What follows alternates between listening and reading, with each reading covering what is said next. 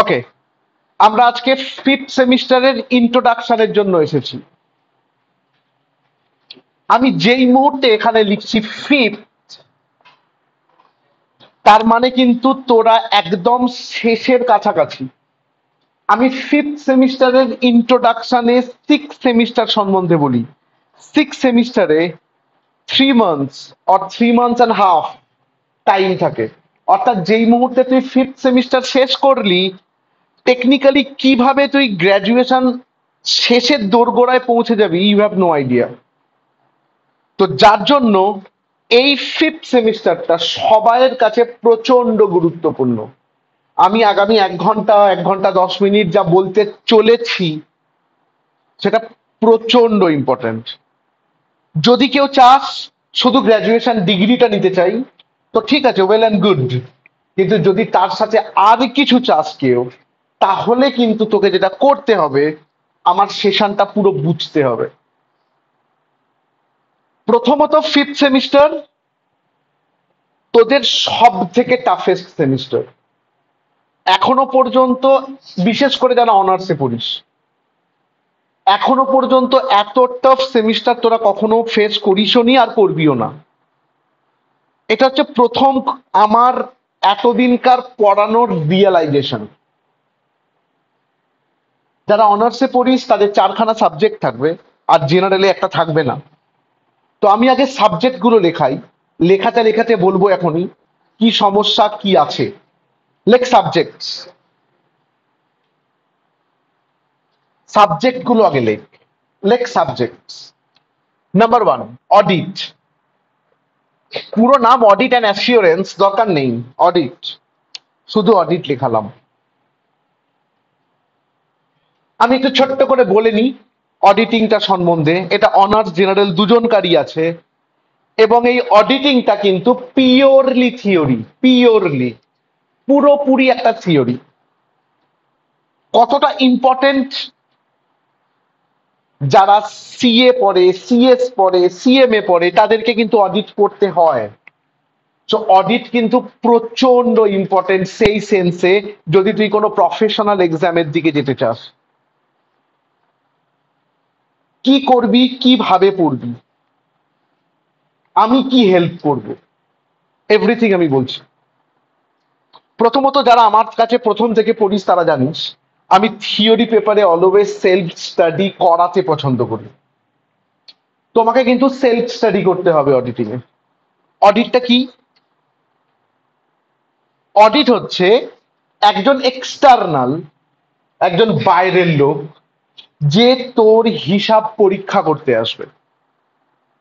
একটা simple logic, আমি যদি অডিট সম্বন্ধে বুঝিয়ে দিই তাহলে এইটাই হচ্ছে কথা। বলতো একটা একটা কোম্পানি, একটা জয়েন্ট স্টক কোম্পানি নিয়ে ভাব। একটা কোম্পানির মালিক কে বা কারা? একটা কোম্পানির মালিক কিন্তু শেয়ার হোল্ডার। খুব ভালো করে শোন, শেয়ার হোল্ডাররা কিন্তু কোম্পানি চালায় না। এখন কোম্পানি চালায় কে? Board of director. শেয়ার হোল্ডাররা কাকে অ্যাপয়েন্ট করলো? বোর্ড অফ ডাইরেক্টরকে। এবার বোর্ড অফ ডাইরেক্টরের কাজ কি হবে? বিভিন্ন সিইও হ্যান ত্যান, আমি ছোট্ট করে বলি, বিভিন্ন ডিপার্টমেন্টের লোক নেওয়া। সেই ডিপার্টমেন্টের মধ্যে একটা জায়গা থাকবে অ্যাকাউন্টস ডিপার্টমেন্ট। এই অ্যাকাউন্টস ডিপার্টমেন্ট হিসাব রাখে কার জন্য? কথার কথা, বোর্ড অফ ডাইরেক্টরের জন্য। বছরের শেষে শেয়ার হোল্ডার কার কাছে জবাব চাইবে? বোর্ড অফ ডাইরেক্টর, যে তুমি কোম্পানি কেমন চালিয়েছো, আমি তো ছেড়ে দিয়ে চলে গিয়েছিলাম, তুমি কোম্পানি কেমন চালিয়েছো হিসাব দেখাও। এখন বোর্ড অফ ডাইরেক্টর শেয়ার হোল্ডারকে একটা হিসাব দিয়ে দিল, যেটা হেভি হিসাব, প্রচুর লাভ। বলতো তুই অ্যাজ এ শেয়ার হোল্ডার তোর ব্রেনে কি আসবে? অ্যাকাউন্টেন্টের সাথে যদি এ কোনো যোগ সাজস করে রেখে আমাকে একটা হিসাব দেখায়, আমি তো ধরতে পারবো না, আমি তো কমার্সের লোক নয়, কথার কথা, আমি অত এক্সপার্টও নয়, আমি তো ধরতে পারবো না। তাহলে আদৌ ও ঠিক হিসাব রেখেছে তো? এটা তোর কোয়েশ্চেন আসবে, যে ও আদৌ ঠিক হিসাব রেখেছে। ওই জন্য তুই একটা এক্সটার্নালকে হায়ার করবি। সেই এক্সটার্নালটা কি হবে? একটা কোয়ালিফাইড লোক হবে, টেকনিক্যালি সিএ হবে, চার্টার্ড অ্যাকাউন্টেন্ট। সে এসে কি করবে, তোর বুকস অফ অ্যাকাউন্টসটাকে দেখবে, দেখে সার্টিফাই করবে যে না ঠিক, তুই এবার চোখ বন্ধ করে তার উপর ভরসা করবি। এটা হচ্ছে অডিটিং এর মেন কনসেপ্ট। জাস্ট আমি ছোট্ট করে বলে দিলাম একটা অডিটর কি করে, কেন তোর বিজনেসে অডিটর আসে, কেন দরকার হয়। অডিটর এসে তোর হিসাবটার অথেন্টিকেশন চেক করে যে তো আদৌ তোর হিসাবটা ঠিক কিনা। আমি জাস্ট একটা প্রোফাইল তুলে ধরলাম, এই প্রোফাইলটা শোনার পর তোর খুব ইন্টারেস্টিং লাগা উচিত। ওয়াও, বিশ্বাস কর, যদি তুই অডিটটাকে অডিটর বা শেয়ার হোল্ডারের পার্সপেক্টিভে দেখিস, দেখবি হেভি লাগবে। যে তুই অ্যাজ অ্যাজ অ্যান অডিটর একটা ফার্মে গেছিস, তুই কি কি চ্যালেঞ্জেস ফেস করবি, তুই কি কি হিসাব করবি, তুই কি কি দেখবি, সেটার সম্বন্ধে টোটাল আউটলাইন দেওয়া আছে অডিটিং এ।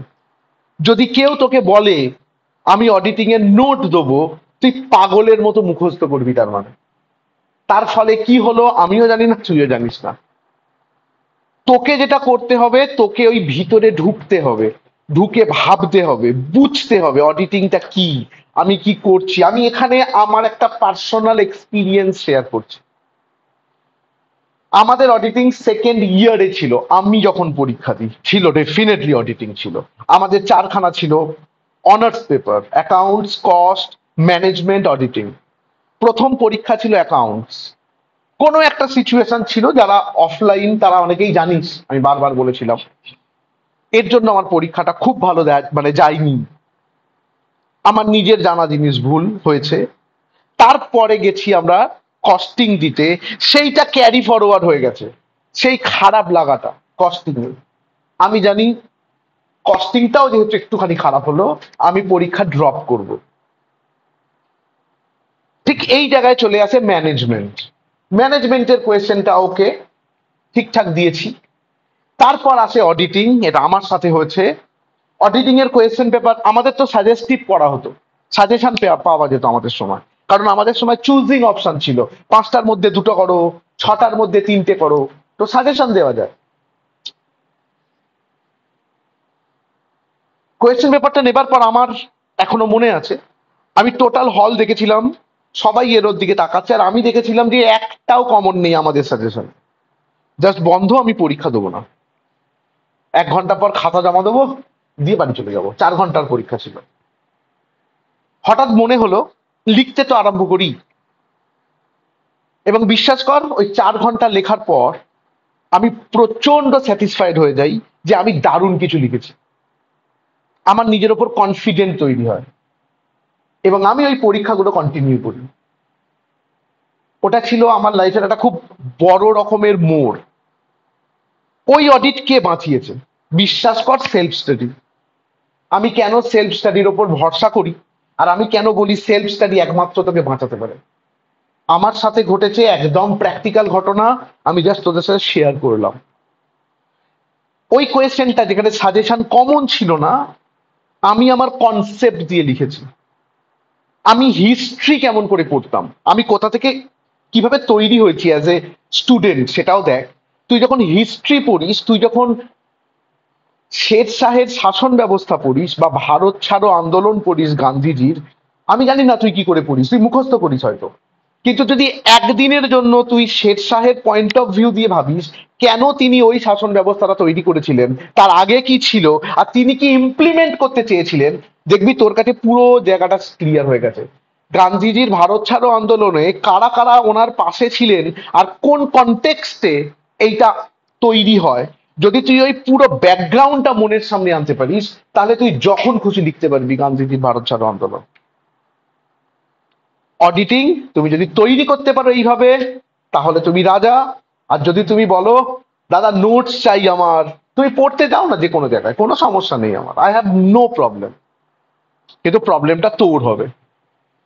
যারাই স্ট্যান্ড করেছে, যারাই একটা জায়গায় পৌঁছেছে, তাদের থেকেই আমি বলতে পারি, যারা সিএ অলরেডি অনেক দূর পর্যন্ত পৌঁছে গেছে, ফাইনালিস্ট যারা, তারা আমাকে ফিডব্যাক দেয়, দাদা সত্যি self study is the best study.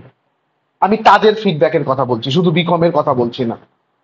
So যদি তুই সেলফ স্টাডি করতে পারিস তুই অনেক দূর এগোতে পারবি। যদি তুই সেলফ স্টাডি না করে শুধু মুখস্থ করে যাস, পরীক্ষার হলে ভাবিস আমি গিয়ে বমি করে দেবো, জাস্ট যা পড়ে গেছি জাস্ট লিখে দেবো, আমি জানি না তোর দ্বারা কি হবে, আমি জাস্ট জানি না তোর দ্বারা কি হবে। আমি অবভিয়াসলি অডিটিং এর ক্লাস একটা বা দুটো দেবো, অবশ্যই দেবো। কিভাবে তৈরি করবি, কিভাবে লিখবি, সেই সম্বন্ধীয় একটা গাইডলাইন দিয়ে দেবো। কিন্তু আমি আবার বলছি, আমি যেটা দেবো না সেটা কিন্তু কোনো নোটস দেবো না, একদম গ্যারেন্টেড। কিন্তু আমি একটা আউটলাইন, গাইডলাইন সবকিছু দিয়ে দেবো। এবার তোমায় তৈরি করতে হবে। আমি অডিটিং এর বই বলে দিচ্ছি, যে বইটা প্রচন্ড ভালো। এবং আমি আবার বলছি, একটা বই থেকে করাটা একটুখানি চাপের হয়ে যায়, তাও একটা বইকে তোকে অবশ্যই বেস করতে হবে।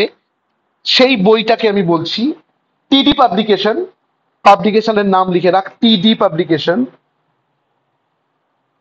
মজুমদার মন্ডল। তুই টিডি পাবলিকেশন বলিস না, মজুমদার মন্ডল এরকম দেখতে হবে, আছে ভিডিওতে।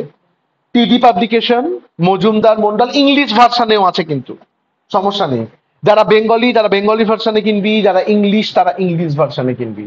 আমি বইটা থরলি ফলো করেছি। আমরা এর আগে পর্যন্ত একজনকার বই করাতাম, পিএল গাঙ্গুলি।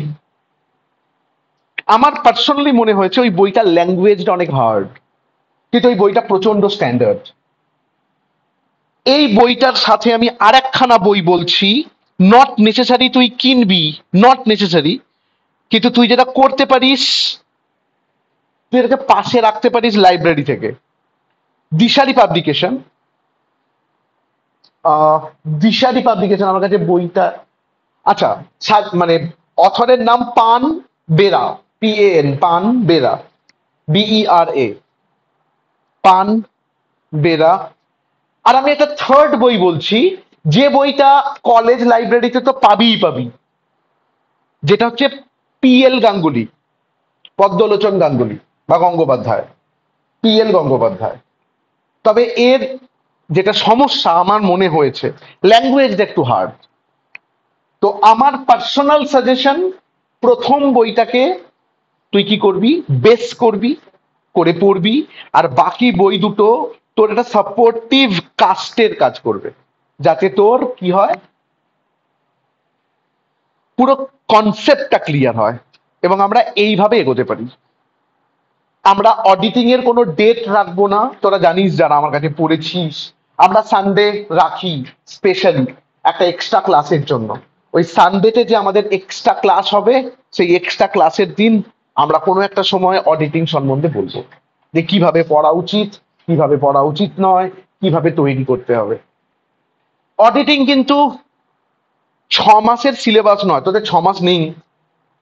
অডিটিং কিন্তু 6 মাসের সিলেবাস নয়, অডিটিং কিন্তু 1 বছর লাগা উচিত পড়তে। বলে ইয়েস দাদা আমি দুবারে পড়বো, তাহলে সমস্যা।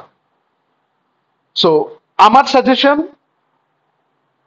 অডিটিংটা জোগাড় করে জাস্ট পেজ বাই পেজ পড়তে শুরু কর। আগে তো একটা আউটলাইন নেই যে আমরা কি পড়ছি। অডিটিংটা জোগাড় করতে আরম্ভ করো, কিনতে আরম্ভ করো, জেরক্স করতে আরম্ভ করো, যা যে যা করবি করে করতে শুরু করে দাও। এটা ব্যাকগ্রাউন্ডে তোমার কাজ, যে আমি অডিটিংটা করছি। সো আই থিঙ্ক অডিটিং নিয়ে ব্যাপারটা বুঝতে পেরেছিস, আমি কি হেল্প করব সেটাও বুঝতে পেরেছিস। অবশ্যই আমি হেল্প করব, কিন্তু অবশ্যই আমি নোটস দেবো না। আমি আবার বলছি, আমি ডেফিনেটলি বলবো কিভাবে পড়া উচিত, কি করা উচিত, কোন কোয়েশ্চেন করা উচিত, প্রথমে কোন কোয়েশ্চেন করবো দাদা, কোন সাল থেকে করবো দাদা, একদম করবি না। প্রথমে একটা আউটলাইন নে, তারপর সাজেস্টিভ পড়বি। আমি বলে দেবো কোন সাজেশন কোন খানটা পড়বি, কোন জায়গাটা পড়বি, কিন্তু আগে একটা আউটলাইন নিতে হবে, যে আমাকে আগে বুঝতে হবে যে কি পড়ছি আমি, তারপর সাজেশন। সো এটা গেল অডিটিং। Number 2, corporate accounts. আমি ছোট করে লিখলাম কর্পোরেট অ্যাকাউন্টস। আবার যদি আমি আমার সময়ে ফিরে আসি, আমরা যখন কর্পোরেট অ্যাকাউন্টস পরীক্ষা দিতে যেতাম, আমাদের সময় সব থেকে শক্ত পেপার ছিল কর্পোরেট অ্যাকাউন্টস। কোয়েশ্চেনও যেমন টাফ হতো, তেমন যারা পরীক্ষা দিতে যেত তারা এমনি ভেবে যেত যে এখানে আমাকে ফেল করার চান্সেস প্রচুর বেশি। কিন্তু বিশ্বাস কর, তোদের সিলেবাসটা এমন ভাবেই তৈরি করা আছে, ফিফথ সেম সিক্স সেম মিলিয়ে কর্পোরেট অ্যাকাউন্টস, তোদের স্কোরিং পার্টটা বেশি হয়ে গেছে। কিন্তু একটা জিনিস তো আমি বলছি, এই কর্পোরেট অ্যাকাউন্টস সব থেকে লেন্দি অ্যাকাউন্ট। এর একটা ফাইনাল অ্যাকাউন্টস আছে, যে ফাইনাল অ্যাকাউন্টস করাতে গিয়ে একটা ফাইনাল অ্যাকাউন্টস আমাকে একদিনে করাতে হবে। এবার তুই চিন্তা করে দেখ, আমি যদি 15টা ফাইনাল অ্যাকাউন্টস করাই, 15 ডেজ লাগা উচিত। আর 15 ডেজ 6 মাসের সেমিস্টারে কত বড় এফেক্ট করে ভেবে দেখ। একটা চ্যাপ্টারের কথা বলছি আমি। সো কর্পোরেট অ্যাকাউন্টস একটা হিউজ সিলেবাস, বিশ্বাস কর, হিউজ হিউজ সিলেবাস। কিন্তু আমি কথা দিলাম দারুণ প্রিপারেশন হবে, দারুণ। তুই যখন পরীক্ষা দিতে যাবি, আজকের আগে পর্যন্ত যারা গেছে তারা সবাই বলেছে আমাদের হাতের গ্রিপে আছে। কিন্তু প্রেশার যেটা পড়বে পরীক্ষার আগের সপ্তাহে পরীক্ষার হলে বসে, সেটা কিন্তু তোকে হ্যান্ডেল করতে হবে। আবার বললাম, দুখানা উপায়। উপায় নাম্বার ওয়ান, কখনো লাইভ ক্লাস মিস করবি না, কখনো না। আর উপায় নাম্বার টু, প্রত্যেকটা হোম টাস্ক, প্রত্যেকটা জিনিস যাতে তোর কাছে ক্লিয়ার থাকে। এটা খুব জরুরি যে প্রত্যেকটা হোম টাস্ক তোর খাতায় ক্লিয়ার আছে। পরীক্ষার আগে আমাকে এই অঙ্কটা পাঠা, গ্রুপে এই অঙ্কটা দে, এত পেজের এত অঙ্কটা দে, এগুলোকে খুব বাজেভাবে দেখিও। যেদিনকে ওই ছেলেটি বা ওই মেয়েটি করেছিল, তুই কি করেছিলিস? আজকে কেন চাইছিস তুই? এটা তো এককালে হোম টাস্ক দেওয়া ছিল, সেদিনকে ওরা করেছে, গ্রুপে দিয়েছে, তুই আবার কেন গ্রুপে সমস্যা করছিস? সেদিনকে করিসনি কেন? এটা খুব ইরিটেটিং। এবং আমি বিশ্বাস করি সেই অঙ্কটা নিয়ে সে আর কিচ্ছু করতে পারবে না। ওই ওর মনের স্যাটিসফ্যাকশন হলো যে আমার কাছে অঙ্কটা চলে এসেছে, কিন্তু তোর প্রিপারেশনের ভেতর ঢুকলো না। প্রিপারেশনটা সেই দিনকেই করতে হতো যেদিনকে হোম টাস্ক ছিল। সো মাথায় রাখিস, আমি প্রথম দিনকে, আজকে ইন্ট্রোডাকশন, ওইটাই ইন্ট্রোডাকশন, আমি কিন্তু পুরো ব্লু প্রিন্টটা দিয়ে দিচ্ছি তোমার কি করা উচিত। অবশ্যই দুটো খাতা করবে, একটায় শুধু আমি করাবো আর একটায় তুমি হোম টাস্ক করবে। অবশ্যই দুটো খাতা করবে এবং অবশ্যই প্রত্যেক দিনের হোম টাস্ক প্রত্যেক দিন করে রাখবে। যারা নতুন তাদেরকে বলি, অনলাইন অফলাইন দুটো গ্রুপই প্রচন্ড সাপোর্টিভ, প্রচন্ড সাপোর্টিভ। দেখবি তোর অঙ্ক করতে বসার আগে ওদের হোম টাস্ক হয়ে গেছে, এবং যার আগে হোম টাস্ক হয় আমাদের গ্রুপে দেওয়া হয়, এবং সেই গ্রুপে দেওয়ার পর আমরা সবাই ডিসকাস করি যে সেটা ঠিক না ভুল, কোনখানটা ঠিক কোনখানটা ভুল। ভুল হলে অনেকে ডিসকাস করা হয়, অনেক সময় অনেক কিছু নিয়ে ডিসকাস করা হয়। তোমাকে ওই ডিসকাশনের পার্ট হতে হবে, তবে গিয়ে তোমার প্রিপারেশন হচ্ছে ধরে নিতে হবে। So best of luck. Corporate account সম্পূর্ণ আমার রেসপন্সিবিলিটি। তোরা যে 80 নম্বর পরীক্ষা দিতে যাবি, ওই 80তে যাতে 80 নম্বর কমন পাস, সেটা আমার দেখা দায়িত্ব। এখানে তোর কোনো দায়িত্ব নেই। কোনো জায়গায় কাউকে সার্চ করতে হবে না যে এটা আমি করলাম না, ইউটিউবে সার্চ করে দেখি এটা কোথায় কি করানো আছে। এটা আমার রেসপন্সিবিলিটি সম্পূর্ণ। এর বই, এর স্পেসিফিক্যালি কোনো বই লাগবে না। কর্পোরেট অ্যাকাউন্টস এর স্পেসিফিক্যালি কোনো বই লাগবে না। আমাদের খুব ইম্পর্টেন্ট বই হচ্ছে স্ক্রলার, যার অথর AK মুখার্জি। আমরা স্ক্রলার থেকেই করাবো, এখন লিখতে হবে না স্ক্রলার, আমি পরে স্ক্রলার সম্বন্ধে অনেক কিছু বলছি। Number 3, direct and indirect tax. আনন্দকর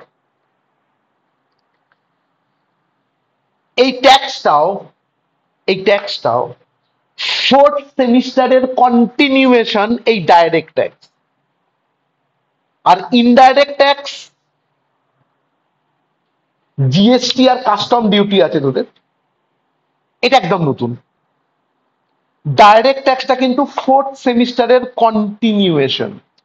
so তোকে যখনই ট্যাক্সের ক্লাস করতে আসতে হবে, ফোর্থ সেমিস্টারের ক্লাসটা মাথায় রেখে স্পেশালি 80, সেকশন 80 স্পেশালি, আর আদার সোর্সটা আরো ভালো করে, আর সেট অফ ক্যারি ফরওয়ার্ডের বেশ কিছু রুল লাগবে। মেনলি লাগবে এই, তোকে আমি বলছি না স্যালারির অত বড় বড় প্যাঁচ লাগবে, লাগবে না। হাউস প্রপার্টির অত বড় বড় প্যাঁচ লাগবে, কিচ্ছু ওরকম ভিতরে গিয়ে কিচ্ছু লাগবে না, একটা ওভারঅল আইডিয়া লাগবে। কিন্তু ভিতরে লাগবে হচ্ছে 80, 80 ছাড়া ডাইরেক্ট ট্যাক্স শিখতে পারবি না। সো আমি যখনই স্টার্ট করব, মাঝখানের যে টাইমটা পাবি, তোরা যেটা বাড়িতে করবি আন্ডার সেকশন 80, অবশ্যই বাড়িতে প্র্যাকটিস করতে হবে যে আমরা আন্ডার সেকশন 80 বাড়িতে প্র্যাকটিস করছি।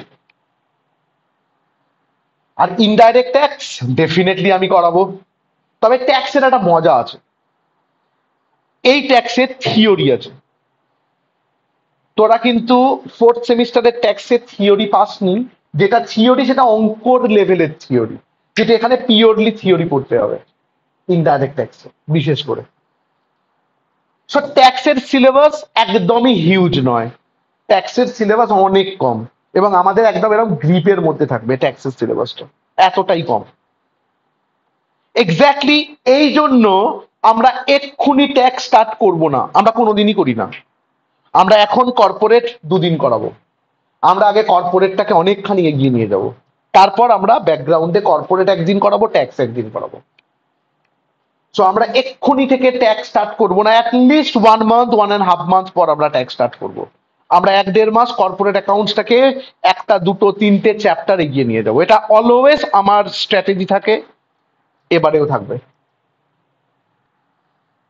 এই ট্যাক্সের কোনো বই লজিক্যালি লাগা উচিত নয়, কারণ আমি করাবো, আমি পিডিএফ দেবো, আমি থিওরি সাজেশন পিডিএফ সবই দেবো।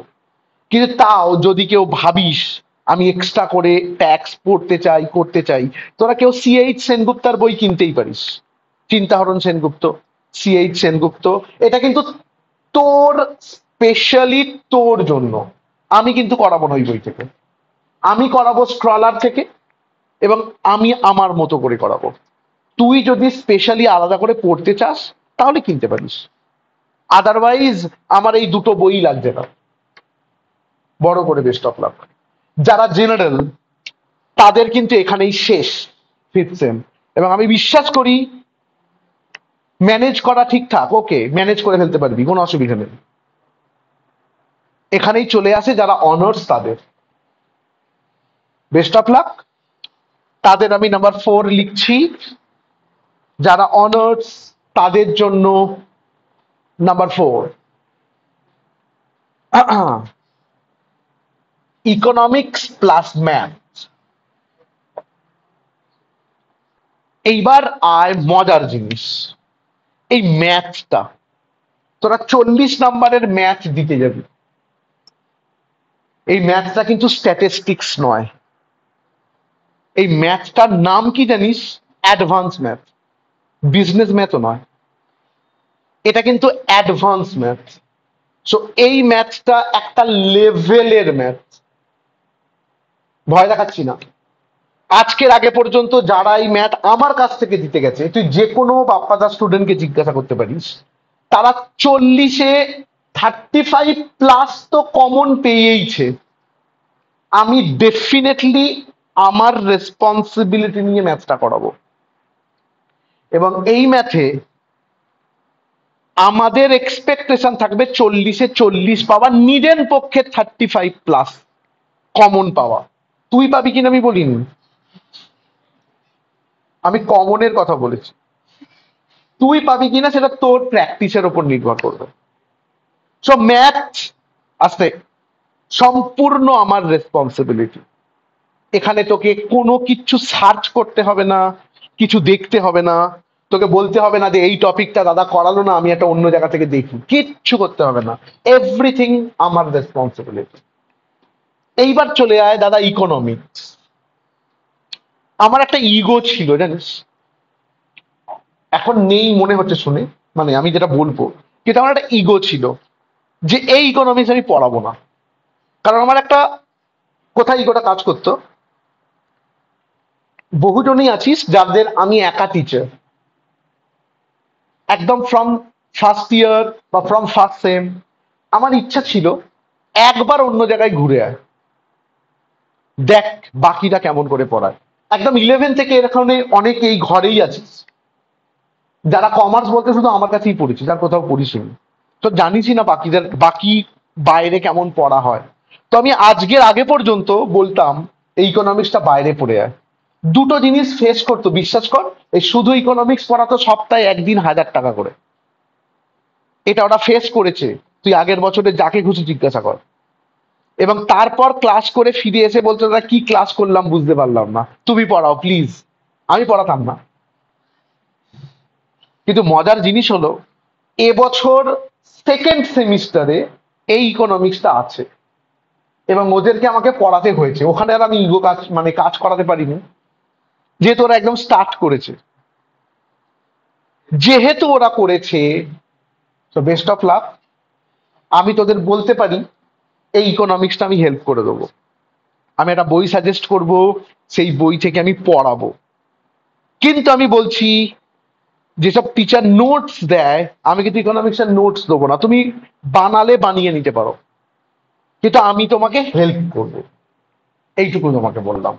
এবং এমন হেল্প করবো যে তুমি করতে পারো, কারণ সেকেন্ড সেমিস্টার ফার্স্ট সেমিস্টার এমনি তোদের ইকোনমিক্স পড়িয়েছি আমি, জানিস তোরা, ফার্স্ট আর ফোর্থে। আর এবছর যারা আছে তাদের ফার্স্ট আর সেকেন্ডেও পড়াতে হয়েছে। So best of luck. Economics এর বই বলছি, অজয় কুমার নন্দী, ইংলিশ বাংলা দুটোতেই আছে। ইকোনমিক্স এর বই বলছি, অজয় কুমার নন্দী। যারা ইকোনমিক্স নিবি, নিয়েছিস, নিয়েছিস নয়, জোর করে দেওয়া হয়েছে, তাদের বই। অজয় কুমার নন্দী, বেঙ্গলিও আছে ইংলিশও আছে, একই অথর। ম্যাথসের জন্য লজিক্যালি কোনো বই লাগবে না, সেম স্ক্রলার ম্যাথসের কাজ করে দেবে। তুই বই কিনতেই পারিস, অনেক বই মার্কেটে আছে, এসএন দে আছে, দিশারি পাবলিকেশন আছে, কিন্তু আমি করাবো না। আমি করাবো স্ক্রলার থেকে, আমার কাছ থেকে, আমার মতো করে। তার মানে লজিক্যালি এই আড়াইটে সাবজেক্ট আমার, একটা হচ্ছে কর্পোরেট, একটা হচ্ছে ট্যাক্স, আর ডেফিনেটলি ম্যাথ। আমি আড়াইটেটাকে 2.75 করে দিচ্ছি। অবভিয়াসলি ইকোনমিক্স এর 0.25টাও আমার। ইকোনমিক্স এর কোনো ডেট দেবো না আমি, ওই সানডে অডিও ক্লাসে আমরা ইকোনমিক্স বোঝাবো। আমার মনে হয় না আর তোদের কোনো টিচার লাগা উচিত ইকোনমিক্সে, যেহেতু আমি বলছি আমি ক্লাস দেবো, লাগবে না। তারপরে যদি বলিস আমি ইকোনমিক্স শিখতে চাই, you are most welcome, you are most welcome. তুই ইকোনমিক্স এর টিচার নিতেই পারিস, কোনো সমস্যা নেই। এই গেল আমাদের সাবজেক্ট।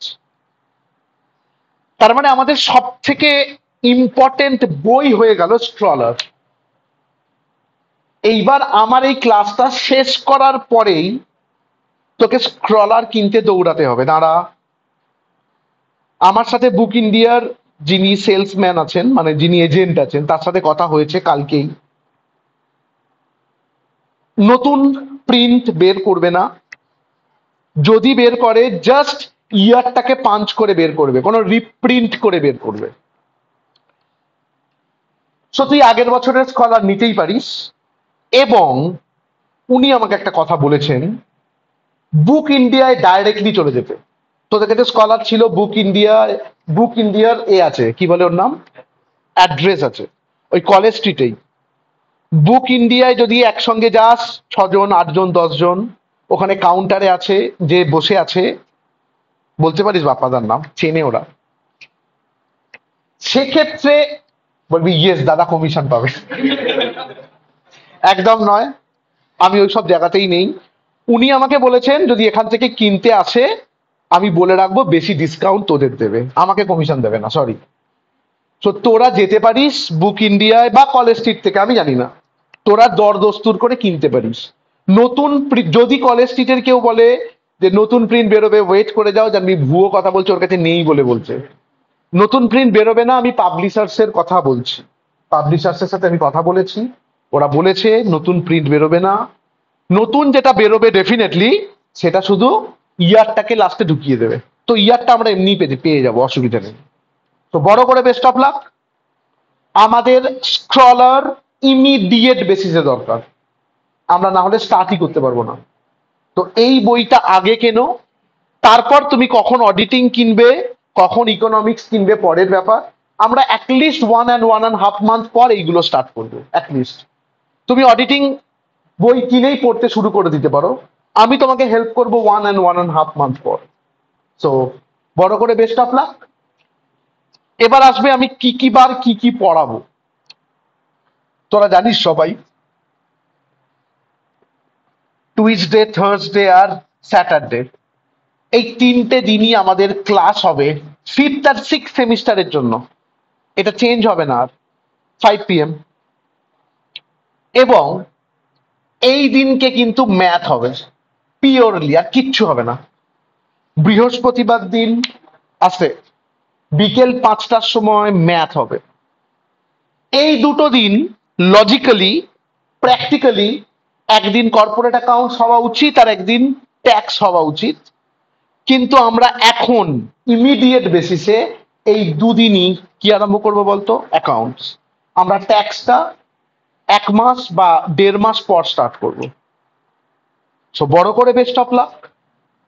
তাহলে তোদের সাথে আমার দেখা হচ্ছে নেক্সট স্যাটারডে। ভাববি না ওটা আগস্ট মাসের শেষে চলছে, আমার আগস্টের ফিজ লাগবে না কারোর থেকে। আমি বৃহস্পতিবার দিন ম্যাথ দিয়ে আরম্ভ করতে চাইছি না। আমরা স্যাটারডে 5টার সময় কর্পোরেট অ্যাকাউন্টস এর ফার্স্ট ক্লাস করাতে চাইছি। তার মাঝখানে তোমার কাজ হবে স্ক্রলারটাকে কিনে নেওয়া আর খাতাগুলোকে কালেক্ট করা, আমার কাছে আসা, এবং মাঝখানে আমি কিছু কমিউনিকেট করে নেব। ওই দিনকে ক্লাসে আসার আগে কিছু দেখে আসতে হবে, কি দেখে আসবে আমি কমিউনিকেট করে নেবো গ্রুপে, অসুবিধা নেই।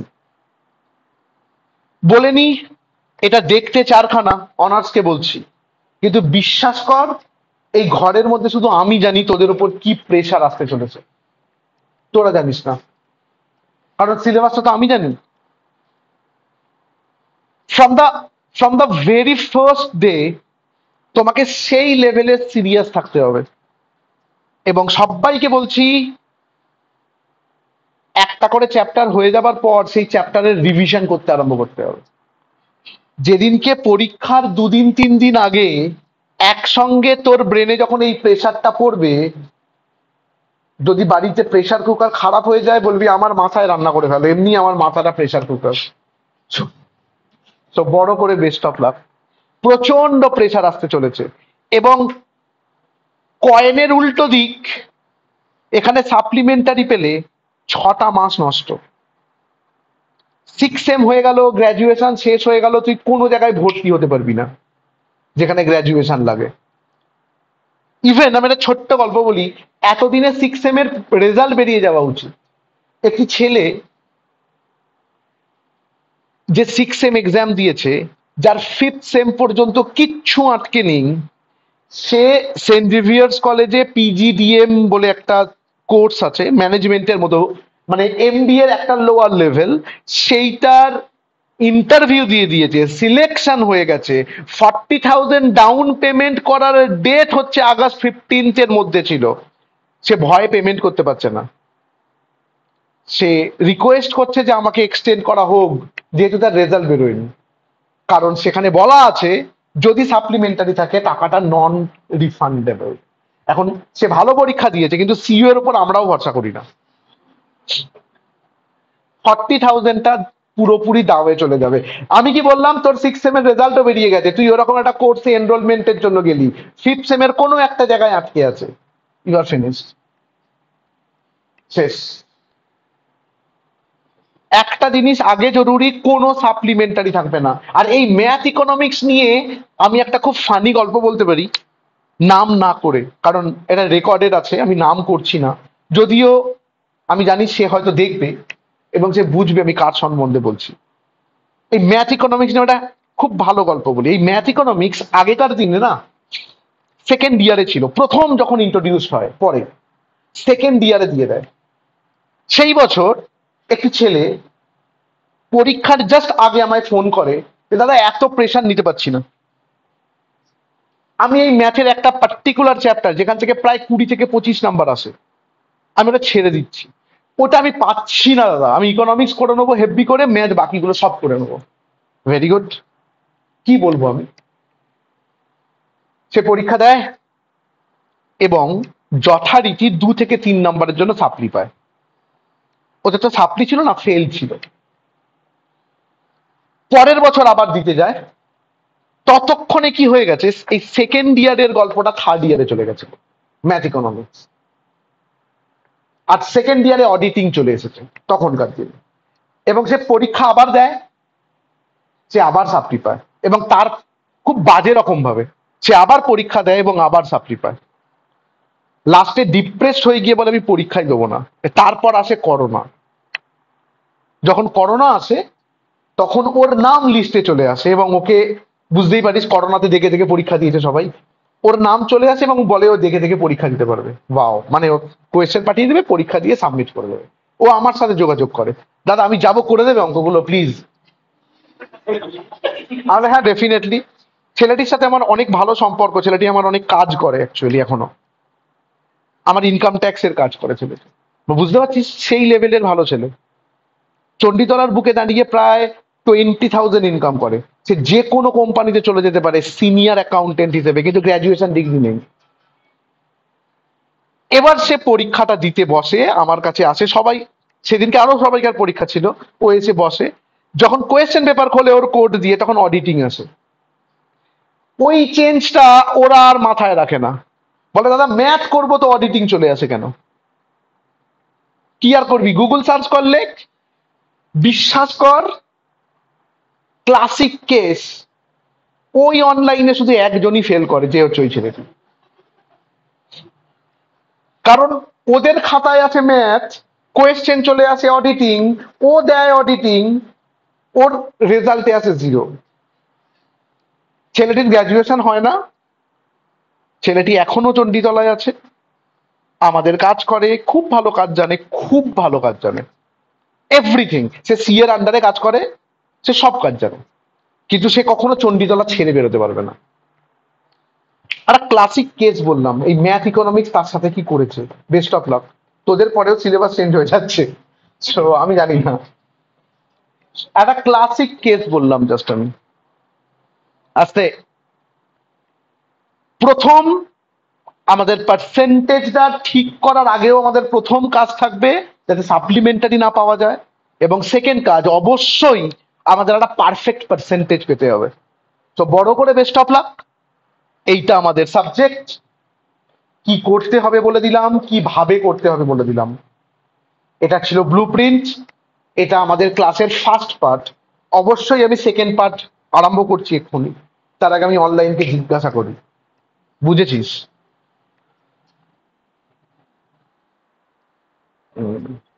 Very good, very good. Okay, এটা গেল পড়াশোনার দিক।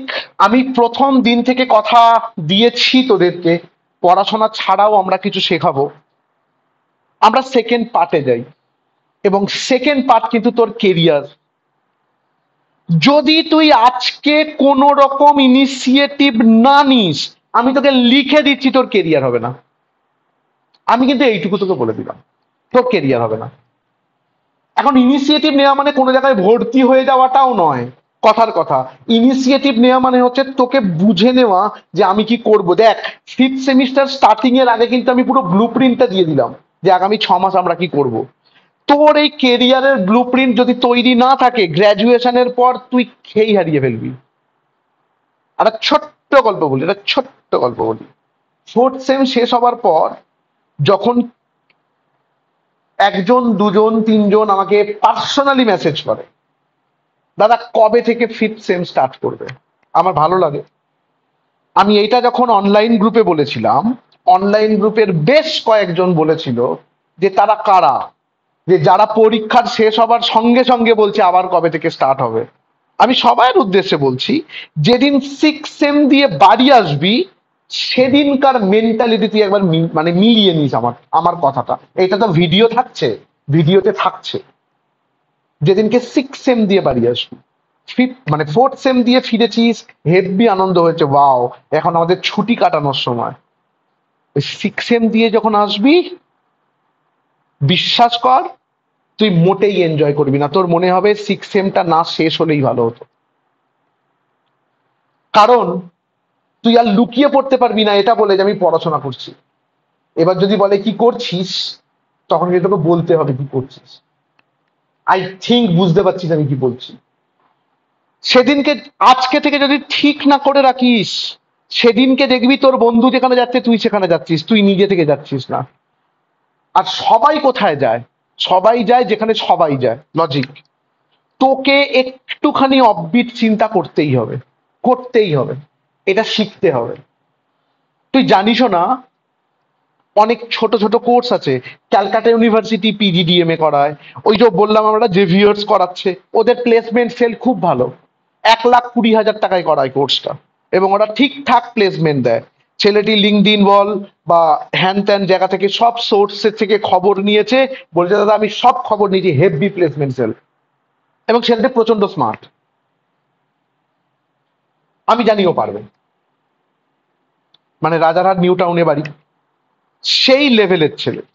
ও যদি ওইখানে ওই কোর্সটা করেও পারবে, কিন্তু এই খোঁজটা ও নিয়েছে, এটা সব থেকে জরুরি জিনিস।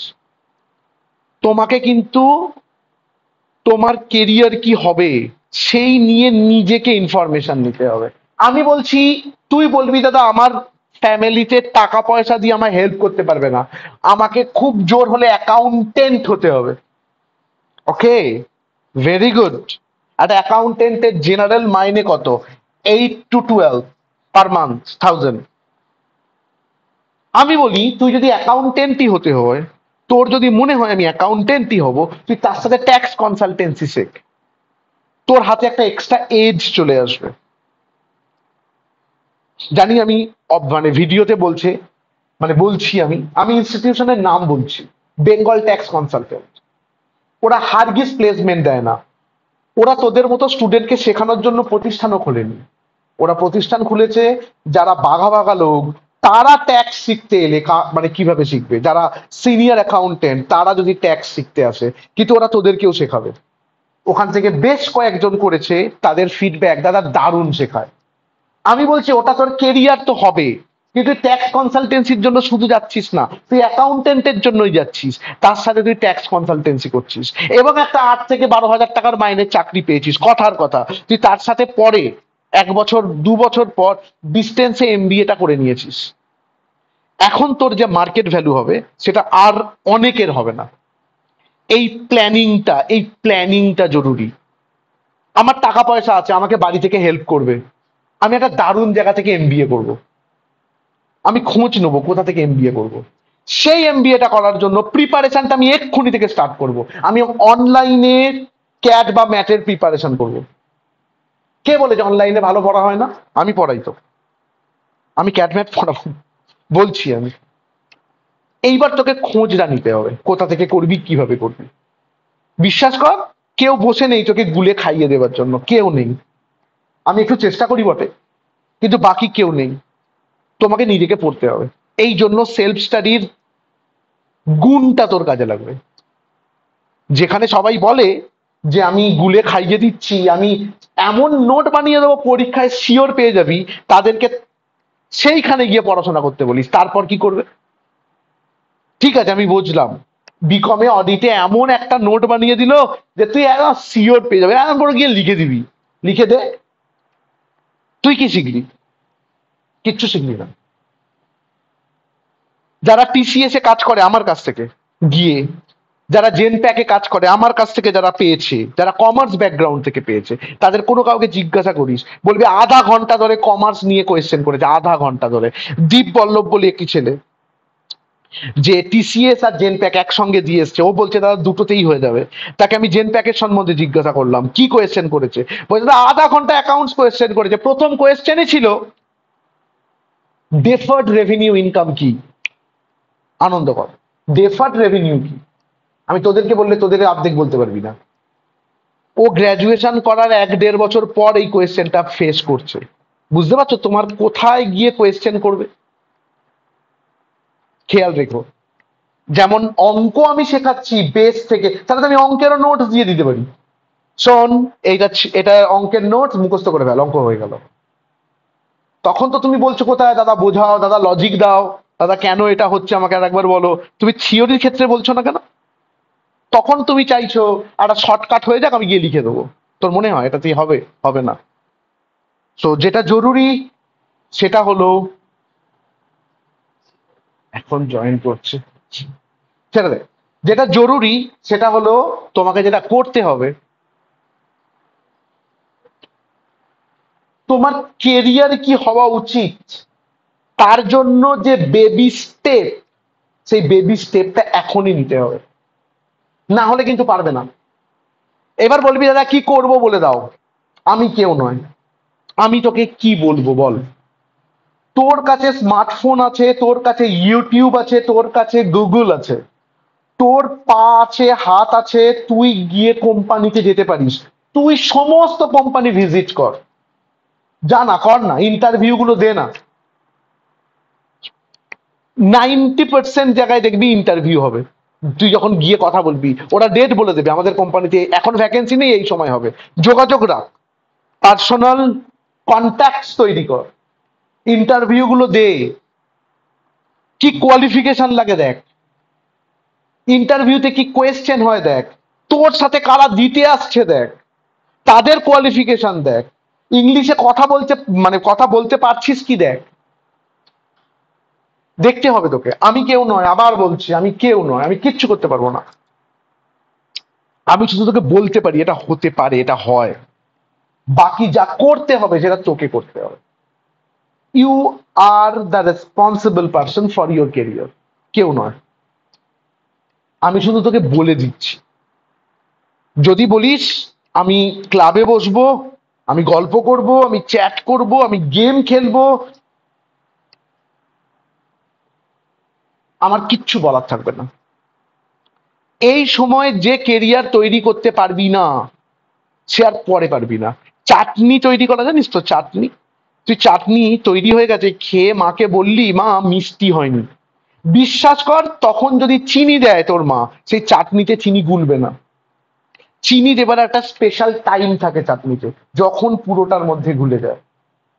ওই সময়টা এখন, তুই পরে যতই লেবার দিস কিচ্ছু হবে না। সো এই টাইমটাকে প্রচন্ড ভালো করে কাজ কর, কেরিয়ার তৈরি কর, আমরা খুব প্রাউড ফিল করব তোর উপর। শুধু তাদের সাথেই মেশ, পড়ার বাইরে, যারা কেরিয়ার নিয়ে কথা বলে, যারা চাকরি করে, যারা একটা হেভি জায়গায় আছে, গিয়ে কথা বল তাদের সাথে যে তুমি কি করে চাকরিটা পেয়েছো, আমি কি করে তোমার জায়গায় যেতে পারি, কোয়েশ্চেন কর। আমার ছেলে সকালবেলা কোয়েশ্চেন করছে, মোটু পাতলু দেখে জান পেয়ারি হে তো ভাগো, পাপাইয়ের মানে কি বোঝা। ও জানে না, ওর কিউরিসিটি আছে যার জন্য কোয়েশ্চেন করছে। আমি আর তোর বৌদি কথা বলছি বসে, ও ঘরে টিভি দেখছে, হঠাৎ করে 20,000-কে 1-2-তে কি বলে, 20,000 ও হিন্দিতে দেখে, আর 20,000, আচ্ছা বলে চলে গেল। এই কিউরিসিটি গুলো তোর মধ্যে রাখ। ও তো সবে পৃথিবীতে এসেছে, শিখছে সব জিনিস। তোর মধ্যেও এই কিউরিসিটিটা থাকতে হবে। তুই কোয়েশ্চেন কর তাদেরকে, যে কি করে চাকরি পেয়েছো, আমি কি করে ওখানে যেতে পারি। লিঙ্কডইন বলে একটা কথা হয়, আমি জানি অনেকে জানিস না। আমি বলি হোয়াটসঅ্যাপ একটা হয়, ইনস্টাগ্রাম হয়। উফ, তারা রিলস তো আমি অনেক দেখি, তোরা লিঙ্কডইন জানিস না। ওটা হচ্ছে জব সিকার আর জব প্রোভাইডার, তাদের মেলবন্ধন। তুই জানিস আমাদের কতগুলো স্টুডেন্ট কন্টেন্ট রাইটিং লিখে আজকে কোন জায়গায় চলে গেছে। তো তোরা কন্টেন্ট রাইটিং লিখবি না কেন ওয়ার্ক ফ্রম হোমে? এইগুলো ভাই জানতে হবে, এইগুলো ভাই জানতে হবে। কে বলবে তোকে? বললেও হবে না। নিজের ভিতর থেকে বেরোতে হবে যে আমি ভাই এটা জানি, আমি এখানে এটা করতে চাই, কর। আমি আবার বললাম, আমি এইগুলোর সম্বন্ধে তো টাইম দিতে পারবো না, কিন্তু তোমাদের করতে হবে। খুব ভালো লাগবে যদি আজ থেকে 3 বছর 2 বছর পর আমাকে ফোন করো যে দাদা আমি এটা করছি আমার লাইফে। প্রচন্ড গর্ব অনুভব করব যে তোরা আমার ফ্যামিলির পার্ট এবং এই জায়গায় পৌঁছেছিস। আমি টিচার ছাড়া অন্য কোনো প্রফেশনে যেতেই পারতাম, হয়তো এখান থেকেও বেশি ইনকাম করতে পারতাম। আমার খুব ইচ্ছা ছিল আমি MBA পড়ে ম্যানেজারের পদে যাই, কারণ আমি প্রচন্ড ভালো ম্যানেজ করতে পারি সবকিছু, সেই ছোটবেলা থেকে আমি জানি এটা পারি। আমি হয়তো ওখানে যেতাম, হয়তো আমি বিদেশেও যেতে পারতাম, কথার কথা, কারণ আমাদের সময় MBA এর প্রচুর ক্রেজ ছিল। কিন্তু আমি অ্যাজ এ টিচার প্রচন্ড হ্যাপি, কারণ আমি জানি আমার হাত ধরে অনেকে লাইফ চেঞ্জ করেছে, এবং আমি জানি তোদের মধ্যে অনেকে আছিস যারা চেঞ্জ করবি। সেই হ্যাপিনেসটাকে বাড়াতে চাইছি। প্লিজ শুধু ফিফথ সেম আমার উপর ছেড়ে দে, পুরো ফিফথ সেম আমার উপর ছেড়ে দে। আমি যা ক্লাসে করাবো সেইগুলো কর, আর হোম টাস্ক কর, বাকি পুরোপুরি আমার উপর ছেড়ে দে। দাদার ওপর পুরো ভরসা করে ছেড়ে দে, আমি তোকে করিয়ে দেবো দারুণ করে, কিন্তু বাকি টাইমটা এটা তোর। তুই যেমন করে কাটাবি তুই তেমন হয়ে যাবি, এটা মাথায় রাখিস। এরকম আর একটাই সেশন পাবি 6 সেম, তারপর কিন্তু শেষ। না আমি পুশ করব না তুই শুনবি। সো বড় করে বেস্ট অফ লাক। আমি কিন্তু শেষ দেখতে পাচ্ছি, যেটা আমার জন্য, আমার কাছে, আমি যখন তোদের পয়েন্ট অফ ভিউতে দেখছি সেটা কিন্তু খুব ধোঁয়াশা। কারণ কেরিয়ার তৈরি করার এই স্টেজটা স্ট্রাগলের মধ্যে দিয়ে যায়, আমি বলেই দিলাম। শাহরুখ খানকে জিজ্ঞাসা করেছিল, তুই জানিস শাহরুখ খান কি পরিমাণ এফর্ট দেয়? কোনোদিন কোনো ইন্টারভিউতে শুনবি, শাহরুখ খানের নয় অন্য কারো শুনবি, শাহরুখ খানকে নিয়ে বলছে, জনি লিভার, অনুপম খের, শুনিস না কি বলছে। দেবদাসের সেটে ও ড্রাঙ্ক অভিনয় করতে হবে বলে ওই ঠান্ডায়, মানে ড্রাঙ্ক হয়ে ওই জলের মধ্যে বসেছিল যে এটা ফিল আসবে। ওকে জিজ্ঞাসা করা হয়েছিল আপনি এই কমিটমেন্টটা দেন কি করে, এত খাটেন? বলেছিল আমি তো আর কিছু করতে পারি না, আমি শুধু অভিনয়টাই করতে পারি, যদি আমি ভালো করে না অভিনয় করি তাহলে আমি বেকার হয়ে যাব, আমি আমার বউ বাচ্চাকে খাওয়াতে পারবো না। এটা আমায় ড্রাইভ করে, যে আমি যে লাইফস্টাইল আছি সেই লাইফস্টাইলটা মেনটেন করতে পারবো না। উনি ভয় পান যে আমি যদি না করতে পারি আমার সাথে এই খারাপ জিনিস হতে পারে। আর তোরা ভয়ই পাস না যে আমি না করতে পারলে আমি লাইফে কি করব, বাবা আছে মা আছে হয়ে যাবে, কে আছে? কেউ নেই। তোর লাইফ তোর, তোর লাইফে কেউ নেই, বিশ্বাস কর কেউ নেই। ওই বাবা মাই প্রথম 6 সেম এর পর প্রথমবার পিঞ্চটা করবে, কি রে কি করছিস, কিছু করিসনি তো? ওরা দেখ এইটা কিছু করছে, অবভিয়াসলি ওনারা অনেক টাকা ইনভেস্ট করেছে তোর উপর। আমি যদি এখন হিসেব দেখাই, তোকে যে টাকাটা খরচ করেছে তোর উপর সেটা মিউচুয়াল ফান্ডে রাখলে আজকে তাদের কি হতো। আমি স্টকের কথা ছেড়েই দিলাম, মিউচুয়াল ফান্ড বলছি। তারা চিন্তাই করে, তারা মুকেশ আম্বানিকে চা খেতে রাখতো, চা খাবে না শুন আমার বাড়িতে। তারা ওসব করেনি, তারা কিন্তু তোর ওপর ইনভেস্ট করেছে, তাদের বলার অধিকার আছে। তারা শেয়ার হোল্ডার, তোরা বোর্ড অফ ডাইরেক্টর, অধিকার তো আছেই ভাই। তো বড় করে বেস্ট অফ লাক, এটাকে মাথায় রাখিস। প্যারালালি দুটো জিনিস যাতে চলে, তোর কেরিয়ার আর আমাদের পড়াশোনা। সো অনেক বড় হয়ে গেল সেশনটা, বেস্ট অফ লাক। আমি রাখবো, শেষ করব। আই থিঙ্ক বুঝেছিস। দাঁড়া আমি আগে ভিডিওটা অফ করি।